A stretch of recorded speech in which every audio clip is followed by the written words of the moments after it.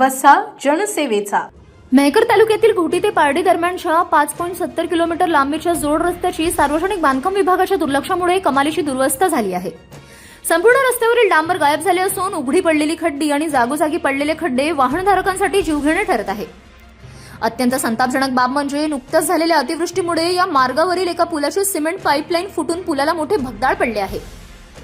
हा पूल पुरता खचला असून येथे कधीही मोठा अपघात होऊन निष्पाप नागरिकांचा बळी जाण्याची भीती निर्माण झाली आहे. मात्र कुंभकर्णी झोपेत असलेल्या सार्वजनिक बांधकाम उपविभागाला अद्याप जाग आलेली नाही. पत्रावर पत्र तरीही प्रशासन निर्ढावलेलेच. घोटी ग्रामपंचायतीने या गंभीर समस्येकडे प्रशासनाचे लक्ष वेधण्यासाठी सार्वजनिक बांधकाम उपविभागाला पुन्हा एकदा लेखी पत्र पाठवून जाब विचारला आहे.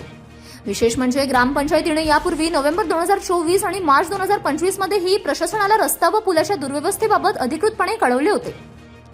तब्बल 1.5-2 वर्षे सातत्याने पाठपुरावा करूनही संबंधित अधिकाऱ्यांनी याकडे सोयीस्कर दुर्लक्ष केले आहे. प्रशासनाचा हा हलगर्जीपणा नागरिकांच्या जीवाशी खेळणारा ठरत असून एखादी मोठी जीवितहानी झाल्यावरच अधिकारी जागे होणार का, असा संतप्त सवाल आता घोटी आणि पारडी परिसरातील नागरिक विचारत आहे. City news.